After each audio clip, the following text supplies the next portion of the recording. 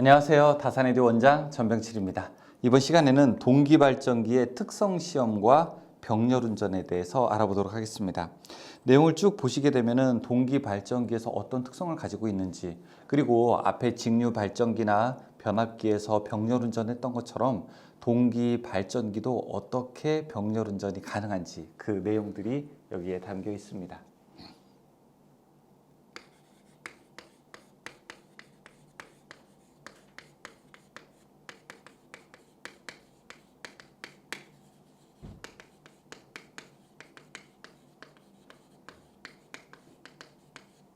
자, 처음 보시게 되면은 동기발전기의 특성곡선이라고 되어 있습니다. 이 특성곡선이라고 하는 것은 동기발전기의 특징을 나타내는 건데요.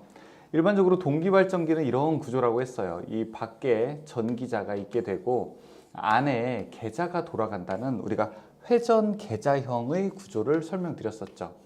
자, 그러면은 N극, S극에서 회전 계자가 동작되게 되는데 이 안에는 실제로 영구자석이 아니라 이 안에 돌아가는 것에다가 전기를 넣게 되는 이렇게 계자 전류를 집어넣게 됩니다.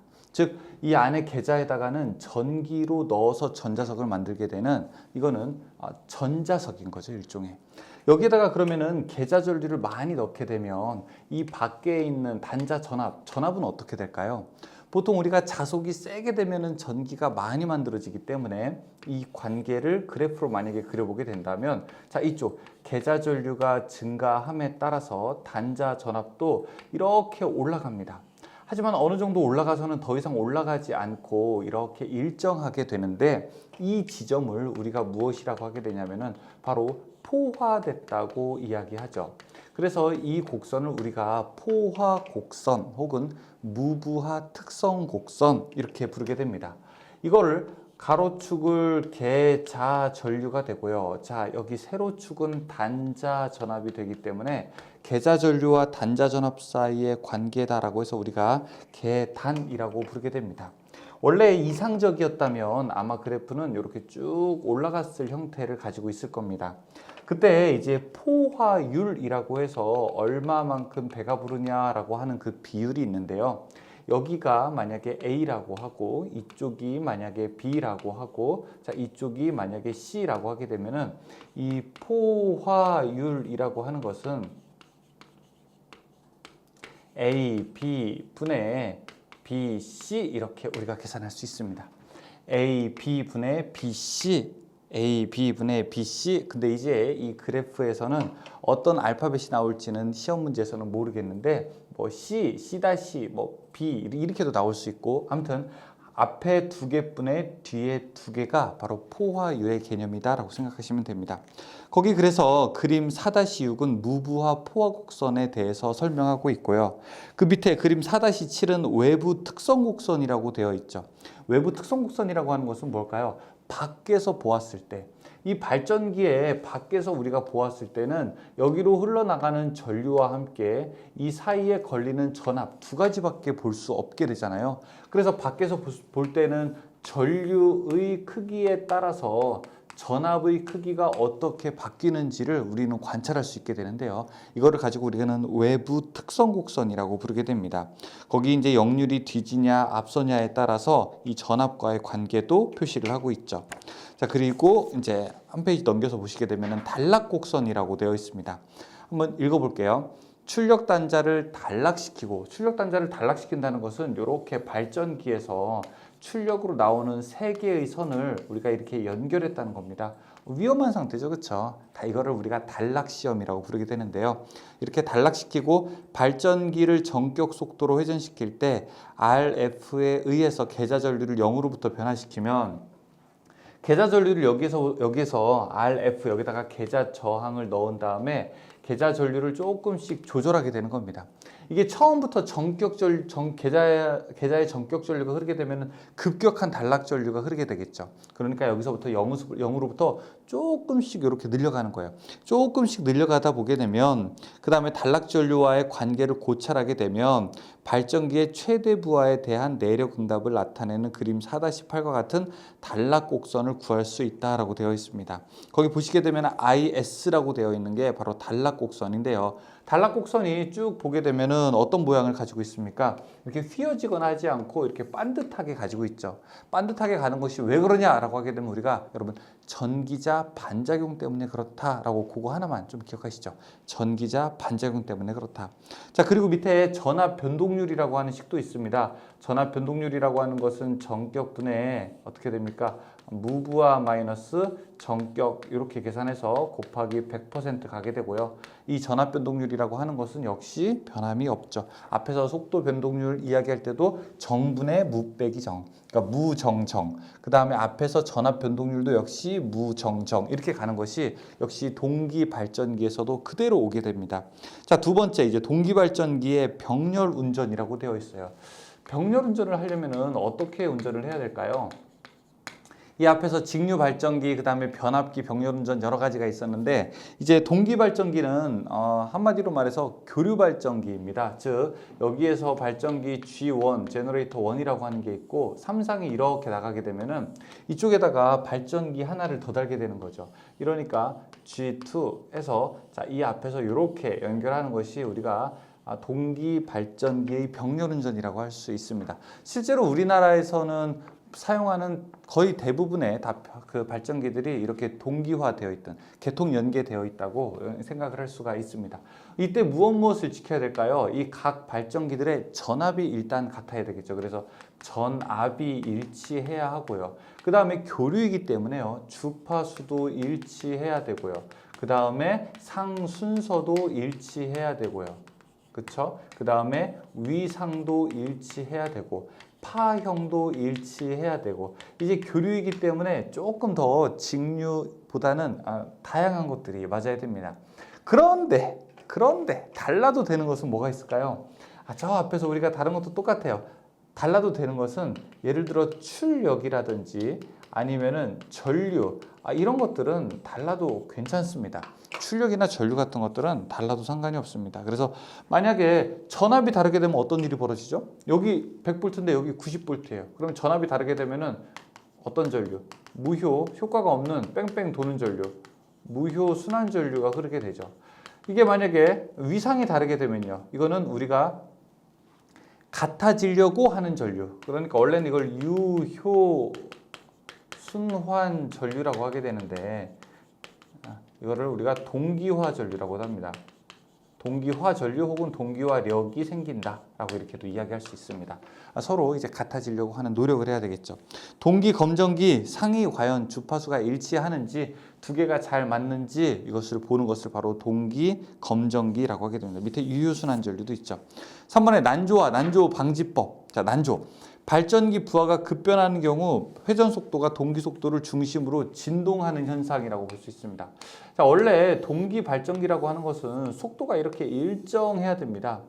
동기 속도가 이렇게 일정을 해야 되는데 이제 중간에 만약에 부하가 급변할 때 그러니까 갑자기 전기를 많이 쓰거나 아니면 굉장히 적게 쓰거나 이렇게 될 때는 이렇게 속도가 내려왔다 올라갔다 내려왔다 올라갔다 이렇게 변하게 되는 거죠. 자, 이게 조절하기 어렵다고 해서 세상이 어지러운 건 우리가 난세라고 하게 되죠. 자, 이런 것들을 우리가 무엇이라고 하냐면 조절하기가 어렵다라고 해서 난조라고 이제 부르게 됩니다. 근데 난조 현상은 일반적으로 시간이 이렇게 지나게 되면 다시 원래 상태로 복귀하게 됩니다. 근데 난조가 심해지게 되면 어떤 일이 벌어지게 되느냐? 우리가 이제 중학교, 고등학교 때 이 질풍노도의 시기 아닙니까? 그때 하여간 이 어른들이 삐딱하게 하면 우리 다 어떻게 됩니까? 그냥 그때 그냥 막 정확한 학생의 길을 저는 모르겠어요. 그런 내용들. 저는 원래 모모생이었기 때문에 우리가 그런 정확한 정도의 길을 걷지 않고 잠깐 이탈하게 되죠. 이렇게 이탈하게 되는 거는 기차가 이탈하게 되는 건 뭐라고 하죠? 탈선이라고 하게 되죠. 맞아요. 우리도 학생들도 탈선한다고 하게 되죠. 탈선 청소년 뭐 이런 얘기 하게 되는데 이렇게 원래 정상 궤도에서 어떤 이유 때문에 벗어나게 되면은 그걸 우리가 탈조라고 부르게 됩니다.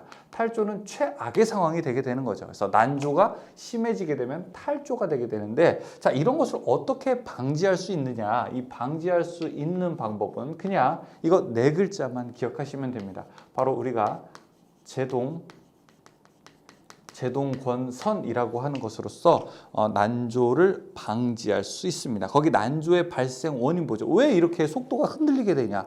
원래 계속 가는 건데 우리 인생이 원래 아무 문제 없이 잘 가고 있는데 인생이 흔들리는 이유는 여러 가지가 있죠. 직장 문제, 가정 문제, 여러 가지가 있듯이 사회 문제 여러 가지가 있듯이 자 이렇게 동기 발전기가 속도가 이렇게 왔다 갔다 하는 현상 1번 부하 변동이 심한 경우 맞아요. 부하가 많이 걸리게 되는 경우 두 번째 관성 모멘트가 작은 경우 관성 모멘트라고 하는 것은 회전하는 유지 회전력이죠. 세 번째 조속기가 너무 예민한 경우 조속기라고 하는 거는 속도를 조절해 주는 애예요. 발전기 옆에 붙어 있어 가지고 너무 빨리 돌 때는 브레이크를 조금 이렇게 잡아주는 애가 바로 조속기인데요. 너무 예민하게 되면은 속도가 조금 올라갔다고 해서 갑자기 브레이크를 잡는다고 한번 생각을 해보세요. 그럼 속도가 푹 하고 떨어지겠죠.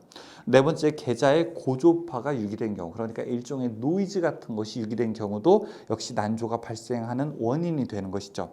그래서 난조의 방지 대책은 그 위에 있는 1, 2, 3, 4가 그대로 1, 2, 3, 4대로 대칭되게 됩니다. 1번 부하 변동이 심하거나 이렇게 될 때는 어떻게 되냐 1번에 계좌의 작은 면에 제동건선을 설치한다. 두 번째 관성 모멘트를 크게 한다. 조속계 성능을 너무 예민하지 않게 한다. 네 번째 고조파를 제거한다. 고조파를 제거하는 또 전기자 권선법이 바로 단절권과 분포권이 있었던 거죠. 자, 네 번째 안정도 향상 대책이라고 하는 것은 무엇이냐? 이제 조금 더 좀 크게 가서 여기 발전기가 있다고 하고 여기에 우리 전기를 받는 수용가라고 한번 해보겠습니다. 발전기부터 수용가라고 하는 것은 길이가 짧게는 수십 킬로미터지만 실제로는 수백 킬로미터의 아주 장거리 선로가 될 텐데요. 이 장거리 선로에서 전기를 얼마나 안정적으로 공급하고 있느냐, 얼마나 안정적으로 공급하느냐가 바로 여기 안정도라고 할 수 있습니다. 그러니까 안정도라고 하는 것을 향상시키는 것은 비단 발전기의 문제만은 아니라 수용가까지 오는데 이 전체의 계통의 문제라고도 할 수 있죠. 그런데 여기에서는 안정도 향상 대책으로서 주로 발전기 중심, 자 여기에서만 중심적으로 이야기를 하고 있습니다. 1번 단락비를 크게 한다. 단락비 뒤에 나올 겁니다. 조금 더 나올 건데 단락비가 커야지 전기적으로 좋다. 이걸 기억해 주세요. 그 다음에 두 번째 동기 임피던스를 작게 한다. 임피던스라고 하는 건 뭡니까? 이 전기를 방해하는 애들 아닙니까? 전기를 방해하는 애들은 어때야 좋을까요? 작아야지 좋은 겁니다. 세 번째 관성 모멘트를 크게 한다. 조속기의 신속한 동작, 소극 여자 방식을 채택한다. 빠르게 대응하는 방식을 채택한다. 이렇게 되어 있습니다. 자, 관련된 문제들을 한번 보면서 우리가 배운 내용들을 정리해 보도록 하겠습니다. 1번 동기 발전기의 무브와 포화 곡선을 나타낸 것이다. 포화 계수에 해당하는 것은 앞에 땡땡분의 땡땡이라고 저기 이야기를 했었죠. 이 그림에서 보시게 되면은 B C 분의 그 다음에 C C 이렇게 될 수 있겠네요. 답은 3번이죠. 2번 동기 발전기의 무브와 포화 곡선에 대한 설명으로 옳은 것은 무엇이냐? 계자 전류와 단자 전압과의 관계다. 단 이렇게 이야기했습니다. 3번 삼상 동기 발전기를 병렬 운전시키는 경우 생각하지 않아도 되는 조건은 무엇인가? 세 번째 회전수가 같다. 회전수는 달라도 상관없습니다. 주파수만 같으면 됩니다. 예를 들어 여기 A 발전기가 있고 여기 B 발전기가 있는데 A 발전기가 뭐 900rpm으로 돌든 B 발전기가 1200rpm으로 돌든 상관없어요. 그냥 여기 출력되는 주파수 이 F 값만 서로 같게 되면 됩니다. 극수가 서로 다르게 되면 주파수가 서로 같을 수 있으니까요. 4번 동기발전기의 병렬운전 조건이 아닌 것은 1번 유도기 전력의 크기, 전압이 같아야 된다. 맞아요. 2번에 동기발전기의 용량이 같아야 된다. 이거는 상관없죠. 용량 혹은 전류 이런 거는 달라도 되죠. 5번 동기발전기를 병렬운전 중에서 기전력의 크기가 다를 때 서로 전압이 다를 때 나타나는 현상이 아닌 것. 2번에 보면은 동기화 전력이 생긴다. 동기화력이라고 하는 것은 위상이 다를 때 나타나는 특징이라고 할 수 있죠. 6번 동기발전기의 병렬운전에서 기전력의 크기가 다를 경우 나타나는 현상은 무엇인가? 자, 저 앞에 있죠. 전압이 다를 경우에는 무효 순환 전류가 흐르게 되죠. 답은 4번이라고 볼 수 있습니다. 7번 동기기를 병렬 운전할 때 순환전류가 흐르는 경우는 무엇인가? 자, 순환전류는 크게 두 가지가 있어요. 하나는 무효순환전류, 하나는 유효순환전류. 자, 무효순환전류가 흐른다라고 하게 되는 두 발전기의 크기, 기전력의 크기에 차이가 생겼을 때, 그 다음에 유효순환전류가 생겼다라고 하는 것은 두 발전기의 뭐 위상의 차이가 있을 때, 그러니까 여기서는 지금 무효냐 유효냐라고 이야기는 하지 않았으니까 크기가 다르거나 위상이 다르게 되면은 답인데, 지금 보면은 2번에 위상이 다르다라고 되어 있으니까 2번이 답이 됩니다. 8번 동기 임피던스가 5ohm인 두 대의 삼상 동기발전기의 유도기 전력에 100V의 전압 차이가 있다면 무효순환 전류는 어떻게 흐르는가? 자, 여기 발전기 하나가 있고 그 다음에 여기 또 발전기 하나가 두 개가 병렬로 연결되어 있습니다. 이때 둘 사이에 전압차가 얼마라고 했냐면 지금 100V의 전압 차이가 있다고 했고요. 그 다음에 이 둘 사이는 각각 저항이 5ohm, 그 다음에 이것도 5ohm이라고 이제 이렇게 이야기를 하고 있죠. 그럼 둘 사이에 돌아가는 요 무효 순환 전류가 얼마냐 이렇게 물어보고 있는 겁니다. 이걸 제가 굳이 회로로 여기다가 다시 그리게 되면은 이런 그림과 똑같아요. 자, 여기에 전압이 100V가 있다. 자, 그런데 이 저항이 얼마? 5ohm짜리와 5ohm짜리가 이렇게 직렬로 연결되어 있다. 자, 이때 흐르는 전류 I가 얼마냐라고 이렇게 묻게 되는 거죠. I는 R분의 V가 되어서 R 값은 이렇게 합치게 되면 10이 되고요. 전압은 100이 되니까 이때 흐르는 전류는 10A가 되겠습니다. 답은 10A가 되죠. 9번 두 대의 동기발전기 AB가 병렬 운전하고 있을 때, 자, 여기 AB가 이렇게 병렬 운전하고 있을 때 A기의 여자를 증가시키게 되면, 여기 이걸 A라고 하고 이거를 B라고 했을 때, 자, 이걸 여자 전류를 증가시키게 되면, 즉 IF를 증가하게 되면 어떻게 되는가? A의 역률은 낮아지고 B의 역률은 높아진다. 이렇게 보시면 됩니다. 답은 1번. 10번 육극 1200rpm의 교류발전기와 병렬 운전하는 극수 8의 동기발전기의 회전수는 어떻게 되는가 물어보고 있습니다. 자, 두 개의 발전기가 있습니다. 여기 A 발전기가 있고요. 그 다음에 여기 B 발전기가 있어요. 그런데 6극 1200rpm의 교류발전기래요. 여기가 6극이고 그 다음에 1200rpm이라고 하게 됩니다. 그렇다면 이거는 극수가 8극일 때 몇 rpm으로 돌아가야 되느냐 이걸 물어보고 있는 거죠. 여기 이 주파수 한번 볼까요? 동기속도 NS는 P분의 120F인데 여기 지금 동기속도가 1200이라고 했고 그 다음에 극수가 6극인데 우리가 120 곱하기 F. 자, 그럼 여기서 주파수 F는 얼마가 나오게 되는 겁니까? 이렇게 약분되게 되면은 여기는 바로 주파수는 60이 되겠죠. 그렇죠? 60Hz가 되는 겁니다. 그럼 이 발전기가 60Hz, 주파수는 같아야 되니까요. 60Hz를 만들려면 도대체 얼마만큼의 속도로 돌아가야 되는 걸까요? 역시 NS는 우리가 P분의 120F 이렇게 계산하게 된다면 NS 동기속도는 8급, 8분의 120 곱하기 60 이렇게 놓을 수 있습니다. 그러면은 7200 나누기 8 하게 되면은 900rpm이 되겠네요. 답은 3번이 됩니다. 11번 다음 중 동기기의 안정도 향상 대책이 아닌 것은 무엇인가? 여러분, 임피던스라고 하는 것은 좋은 애입니까? 나쁜 애입니까? 임피던스는 전기의 흐름을 방해하는 애들이잖아요. 그렇죠? 그래서 임피던스가 커서 좋을 거는 하나도 없습니다. 자, 1번에 동기 임피던스를 크게 한다? 잘못된 겁니다. 12번 삼상 동기기의 제동권선을 사용하는 주 목적은 무엇인가? 제동권선 하게 되면 난조방지, 난조방지 하게 되면 제동권선, 제동권선 하게 되면 난조방지 이렇게 외울 수 있겠죠. 답은 4번이죠. 13번 다음 중 삼상 동기기의 제동권선의 역할은 여기 3번 난조방지. 14번 난조방지와 관계가 없는 것은 1번 제동권선을 설치한다, 2번에 전기자 권선의 저항을 작게 한다, 3번에 축 세륜을 붙인다, 4번에 조속기의 감도를 예민하게 한다. 예민하게 하지는 말자고 했었죠. 15번 동기기 손실에서 고정손에 해당되는 것은 무엇인가? 1번에 계자철심의 철손, 이거는 고정손에 해당되는 것입니다.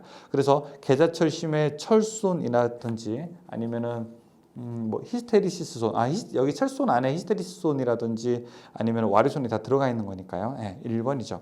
하지만 전기손, 저항손 이런 것들은 고정손이 아니라 가변손에 해당하는 거죠. 이제 부하의 크기에 따라서 다르게 되는 겁니다. 16번 동기기 손실 중에서 무부하손이 아닌 것은 무엇인가? 무부하손이라고 하는 것은 부하가 많던 적던 일정한 손실. 그러니까 풍손, 와류손, 마찰손 이런 거는 일정한데 3번의 전기자 동손, 구리에서 발생하는 손실은 부하가 클수록 더 손실이 크게 발생하게 됩니다. 네, 여기까지 해서 우리가 동기기 중에서 동기 발전기에 대한 특성들 알아봤습니다. 수고하셨습니다.